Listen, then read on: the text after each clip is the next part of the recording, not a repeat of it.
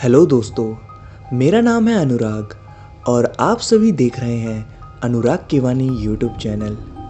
आज मैं आप सभी के लिए लेकर आ गया हूँ एक सच्ची और दिल को दहला देने वाली कहानी। दोस्तों, कहानी शुरू करने से पहले मैं आपसे बस एक रिक्वेस्ट करना चाहता हूँ। प्लीज़ दोस्तों, अगर अभी तक आपने मेरे चैनल को सब्सक्राइब नहीं किया है तो प्लीज़ दोस्तों नीचे दिए गए रेड कलर के सब्सक्राइब के बटन को प्रेस करके मेरे चैनल को सब्सक्राइब कर लो। तो दोस्तों, आज की कहानी हमें वेस्ट बंगाल से निहारिका जी ने भेजी है। तो दोस्तों, हेडफोन्स लगाइए और इस कहानी को अपनी आंखों के सामने इमेजिन करके सुनिएगा दोस्तों। मेरा नाम निहारिका है। मैं वेस्ट बंगाल में एक छोटे से गांव में रहती हूँ। दोस्तों, आप सभी को यह कहानी सुनकर बहुत ही ज़्यादा डर लगने वाला है। भगवान ना करे जो मेरे साथ हुआ वह किसी के साथ भी हो। दोस्तों, मुझे भी आप सभी के तरह ही भूतिया कहानी सुनना बहुत पसंद है। एक रात मैं अपने रूम में बेड पर लेटकर हेडफोन्स लगाकर भूत की कहानी सुन रही थी। मैं रोजाना ही भूत की कहानियाँ ही सुनकर ही सोती थी, पर एक रात मैं भूत की कहानी सुन रही थी। रात के तकरीबन 1 बज रहे थे। मुझे उस रात नींद भी नहीं आई थी, वरना हमेशा मैं 12 बजने से पहले ही सो जाया करती थी। उस रात मुझे अलग ही तरह का महसूस हो रहा था। मेरे रूम में पंखा चल रहा था, वह भी फुल स्पीड पर। फिर भी मुझे पता नहीं क्यों गर्मी लग रही थी और मौसम भी ठंडा था। फिर भी मुझे ना जाने क्यों पसीने आ रहे थे। फिर मैंने सोचा क्यों ना फेस को वॉश कर लिया जाए, फिर आराम से सोऊंगी। मैं मुंह धोकर आ गई थी। मुझे अब थोड़ा अच्छा महसूस हो रहा था, ठंडा ठंडा। मैं अपने बेड पर आकर लेट गई। मैंने कहानी भी नहीं सुनी, फ़ोन को ऑफ करके साइड में रख दिया और सोने की कोशिश करने लगी। दोस्तों, मैं आप सभी को बता दूं, मैं बंगाल के एक छोटे से गांव में रहती हूं, जहां सिर्फ 10-12 ही घर हैं। बाकी जगह पर सिर्फ जंगल ही जंगल है। रात में हमेशा ही जंगली जानवरों की आवाज़ें आती रहती थी। कभी सियार की और कभी कुत्तों की आवाज़ें आया करती थी। पर उस रात मुझे नींद नहीं आ रही थी और उसी ही रात सियार कुछ ज़्यादा ही ज़ोर ज़ोर से चिल्ला रहे थे।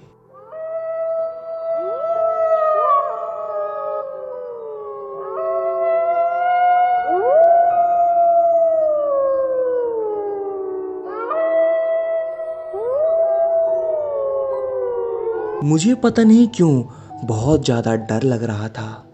अचानक से हमारे घर के बाहर से कुत्तों की भी भौंकने की आवाज़ें आने लगी।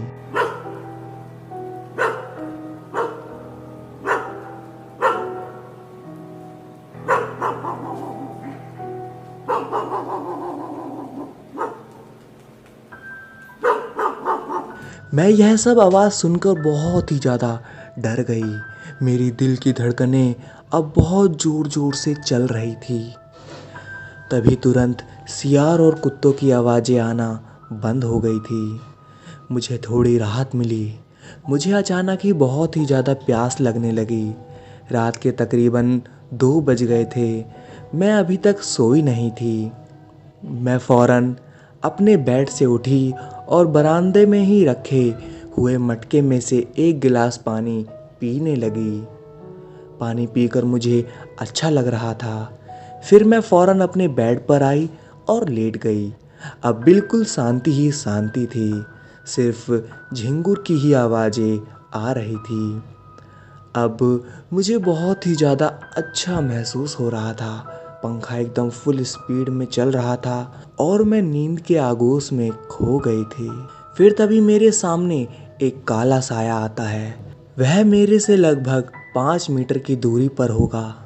मेरी आंखें अभी भी बंद थी, पर फिर भी मैं ना जाने कैसे उसे देख पा रही थी।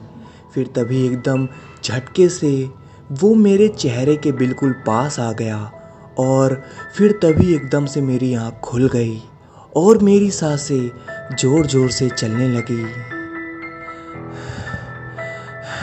ये सपना था या हकीकत, मुझे कुछ भी पता नहीं चल रहा था।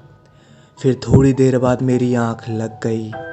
रात के तकरीबन 2:30 बज रहे होंगे। मुझे पता नहीं कैसे अजीबो-गरीब सपने आ रहे थे। मुझे हर एक बुरी चीज़ अपने सपने में दिखाई देती और तुरंत ही मेरी आँख खुल जाती। मैं दोस्तों आप सभी को बताती हूँ कि मुझे किस तरह के सपने आ रहे थे। मुझे बार बार सपने में कोई काले रंग का शख्स बार बार 5 मंजिला मकान के ऊपर से फेंक रहा था और मैं गिरने का पूरा पूरा एहसास कर पा रही थी। वह शख्स मुझे जितनी बार भी उस 5 मंजिला मकान से गिरा रहा था और मैं जब जब भी नीचे आकर गिरती थी तभी फौरन ही मेरी आँख खुल जाया करती थी। अब तक मैं 2 बजे से 2:30 बजे के बीच में लगभग 5 से 6 बार मेरी आँख खुल गई होगी उस सपने की वजह से। दोस्तों आप सभी को तो बस यह सिर्फ एक सपना ही लग रहा होगा, पर मुझसे पूछो दोस्तों, मेरे लिए यह सपना एक दर्दनाक मौत से कम नहीं था। अब मेरी नींद आंखों से कोसों दूर चली गई थी। मुझे अब बिल्कुल भी नींद नहीं आ रही थी। मैं बस इधर उधर अपने कमरे में देख रही थी। मैंने फौरन ही अपने कमरे की लाइट जला दी और फिर सोने की कोशिश की। दोस्तों मैं आप सभी को बता दूं कि मैं जिस घर में रहती हूं वह सिर्फ 1 मंजिल का ही मकान है। मैं अपने बेड पर ही लेटी हुई थी और मुझे पता नहीं ऐसा महसूस हो रहा था और कानों में भी ज़ोर ज़ोर से आवाज़ें आ रही थी कि कोई मेरे घर की छत पर है और ज़ोर ज़ोर से कूद रहा है और किसी के चलने की आहट मेरे कानों में आ रही थी। मैं बहुत ही ज़्यादा डर चुकी थी। मेरी बिल्कुल भी हिम्मत नहीं हो रही थी कि मैं दूसरे कमरे में जाऊं और अपनी माँ को जगाऊं और उन्हें इन सब के बारे में बताऊं। मेरी डर के मारे हालत ख़राब हो रही थी। मेरे पास एक चद्दर था पतला वाला। मैंने उसे अपने पूरे शरीर पर ओढ़ा और मुंह को ढक कर सोने की कोशिश करने लगी, पर पता नहीं क्यों मुझे छत पर किसी के चलने की और कूदने की आवाज़ लगातार आए ही जा रही थी। फिर तभी छत से आवाज़ आनी बंद हो गई। मैंने चद्दर से अपना मुंह ढका। फिर तभी अचानक से पानी की बूंदों की टप टप आवाज़ आने लगी। इतना सब कुछ होने के बाद मेरी आँख लग गई। मुझे बहुत ही ज़्यादा सुकून की नींद आ गई थी। लगभग 3 बज रहे होंगे। फिर तभी मैं अपने आप को एक ऐसी पहाड़ी पर पाती हूँ जहाँ मैं एक जेल में बंद हूँ और चारों तरफ लोगों की भीड़ है। पता नहीं 8 से 10 लोग हाथ में बड़े बड़े बर्तन साथ लेकर जा रहे थे। 3 लोगों के हाथ में बहुत ही बड़ा भगोना था और बाकी सब बड़े बड़े चाकू और तलवार साथ लेकर जा रहे थे। मुझे बहुत ही ज़्यादा डर लग रहा था। मैं अपने पीछे देखती हूँ तो वहाँ भी लोग रहते हैं। फिर मैं अपने चारों तरफ देखती हूँ तो चारों तरफ लोगों की भीड़ रहती है। मैं अपने आप को लोगों के बीचों बीच एक जेल में पाती हूँ और एक तरफ बहुत ही बड़ा सिंहासन लगा होता है जहाँ पर एक काले रंग की महिला सुंदर सी बैठी रहती है। बेशक उसका रंग काला होता है पर वह दिखने में बहुत ही ज़्यादा सुंदर थी। उसके चारों तरफ उसके सेवक रहते हैं और उस महिला के मुंह से लाल रंग का खून टपक रहा होता है। तभी देखते ही देखते 2 लोग मेरे पास आते हैं। वह जेल का दरवाज़ा खोलते हैं और मुझे एक आदमी पैर की तरफ से पकड़ता है और दूसरा हाथों की तरफ से, और वह दोनों मुझे उठाकर अपनी तरफ ले जा रहे होते हैं जहाँ पर खाना पक रहा होता है। मैं देखती हूँ कि उन लोगों के पास एक नुकीली सरिया होती है। ना जाने क्यों वह उसे लेकर मेरे पास आ जाते हैं और वह मेरे सिर के अंदर से डालना शुरू करते हैं और मैं बहुत ही ज़्यादा तेज़ चिल्लाती रहती हूँ। पता नहीं क्यों मैं मरती नहीं हूँ, पर मैं यह सब जो मेरे साथ हो रहा था उसे महसूस कर पा रही थी। हर एक दर्द को महसूस कर रही थी और वह लोग सरिया को मेरे सर से लेकर मेरे निचले हिस्से तक पार कर देते हैं। मैं हर एक वह दर्द महसूस कर पा रही थी। मुझे लग नहीं रहा था कि मैं मर चुकी हूँ, पर जैसे जैसे वह मेरे साथ कर रहे थे मुझे हर एक वह चीज़ महसूस हो रही थी। मैं देखती हूँ कि सिंहासन पर बैठी महिला बहुत ही ज़्यादा ज़ोर ज़ोर से हंसने लगती है और मुझे बहुत उल्टा सीधा सुनाने लगती है और कहती है, जब तेरी बस की नहीं होती तो तू वादे क्यों करती है? तू बस बोलती है, करती कुछ भी नहीं है। अब तू भुगतेगी, तेरे साथ इससे भी बुरा होना चाहिए। वह काली महिला मेरे से बोल रही थी। फिर वह काली महिला अपने हाथ से अपने उन सेवकों को इशारा करती है और तभी फ़ौरन मैं देखती हूँ कि वह लोग मुझे उठाकर दूसरी तरफ ले जाते हैं। अभी भी वह सरिया मेरे शरीर के आर पार रहता है।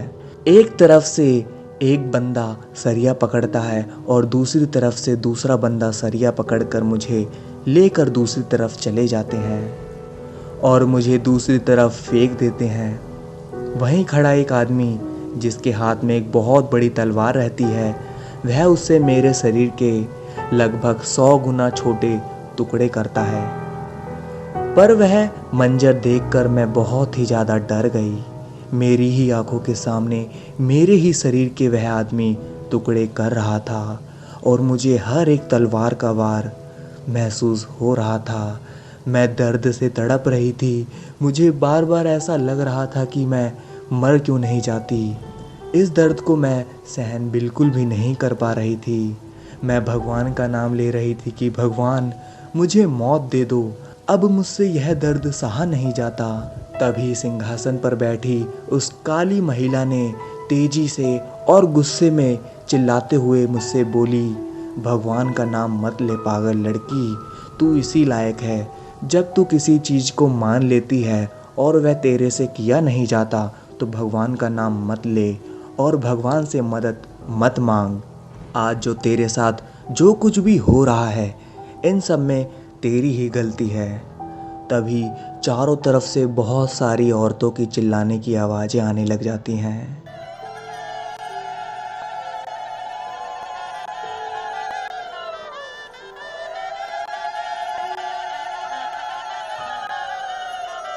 अरे ये क्या, यह आवाज़ तो सुनी सुनी सी लगती है। दोस्तों, यह आवाज़ जो अभी आपने सुनी, यही आवाज़ हमारे बंगाल में जब भी काली माता की पूजा की जाती है या फिर उन्हें किसी की भी बलि चढ़ाई जाती है, तब सभी औरतें ऐसे आवाज़ें निकालती हैं। पर मुझे कुछ भी समझ नहीं आ रहा था कि आखिर मेरे साथ हो क्या रहा है। मैं बहुत ही ज़्यादा डर रही थी। दिल मेरा बहुत ज़ोर ज़ोर से धड़क रहा था।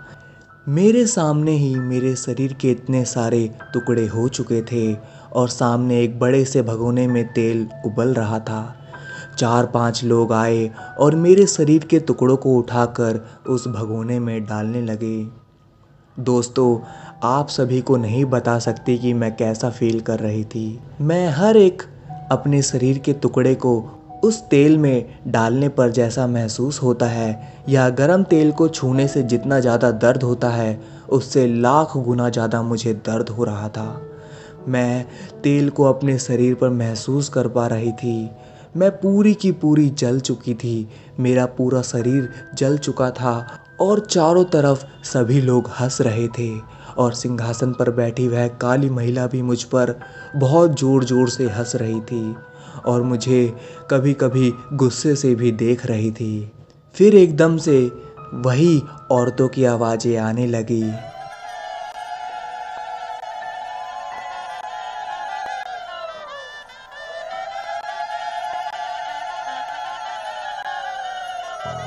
फिर तभी अचानक से ऐसा लगा कि मेरी आँख खुलने वाली है। फिर तभी मैं देखती हूँ कि कि मेरे ऊपर वही सिंहासन वाली काली महिला अपने त्रिशूल से मुझ पर वार करती है। जैसे ही उसका त्रिशूल मेरे गले पर आता है, तभी झटके से मेरी आँख खुल जाती है और मेरा दिल ज़ोर ज़ोर से धड़कने लगता है। तभी मैं देखती हूँ कि सुबह के 6 बज रहे थे और मेरी मम्मी फ़ौरन मेरे कमरे में आई और मुझसे बोले कि निहारिका, तू कल काली माई का व्रत रखना भूल गई, क्यों किया तूने ऐसा? मैंने तेरे से कहा था ना, जब तेरी बस की नहीं है तो तू व्रत मत रख। मेरे इतना मना करने के बाद भी तू नहीं मानी। अगर तुझे रखना ही था तो सही से रखती, पर तू भूल गई कल वाला काली माई का व्रत। मेरी माँ मुझसे बोली, ऐसा नहीं होता कि एक बार रख लिया तो फिर अगली बार भूल गई तो चलता है। इससे माता बहुत नाराज़ होती हैं, वह हमें कभी माफ़ नहीं करेंगी। बता तूने ऐसा क्यों किया? कैसे भूल गई तू व्रत रखना? निहारिका की माँ बोली, देख ले, मैं भी नहीं रखती हूँ व्रत, क्योंकि मुझे पता है मैं नहीं रह पाऊँगी। पर तुझे पता नहीं किस बात की जिद थी, तू बोलती थी कि तुझे रखना है काली माई का व्रत। मेरी माँ बहुत ही ज़्यादा गुस्से में थी और वह मुझे इतना कुछ सुनाकर बाहर चली गई। फिर मुझे सब कुछ समझ आ गया था दोस्तों कि कल रात जो भी मेरे साथ हो रहा था वह सब मेरे साथ काली माता ही कर रही थी। वह मुझे चेतावनी देना चाहती थी और उन्होंने मुझे दी भी। और जो मेरे सपनों में उस सिंहासन पर जो काली महिला बैठी थी वह और कोई नहीं, काली माता ही थी। दोस्तों, मैं आप सभी को बता दूं कि वेस्ट बंगाल में काली माता की ज़ोरों शोरों से पूजा की जाती है। बहुत ही ज़्यादा माना जाता है उन्हें यहाँ पर। तो दोस्तों, मेरे को भी बस आपसे यही कहना है कि पूजा पाठ में कोई भी कमी नहीं रहनी चाहिए। अगर तुम कुछ भी भगवान के लिए कर रहे हो तो उसे दिल से करो, उसे पूरे सच्चे मन से करो। कुछ भी आलसपना मत दिखाओ पूजा पाठ में। फिर तब से अब तक मैंने काली माता का एक भी व्रत नहीं छोड़ा। तो दोस्तों, कमेंट में महाकाली कमेंट करो। और हाँ दोस्तों, कहानी बस यहीं तक थी निहारिका जी की। अगर आपको कहानी अच्छी लगी हो तो इस वीडियो को लाइक करिए। और हाँ दोस्तों, चैनल को सब्सक्राइब करके ही जाना।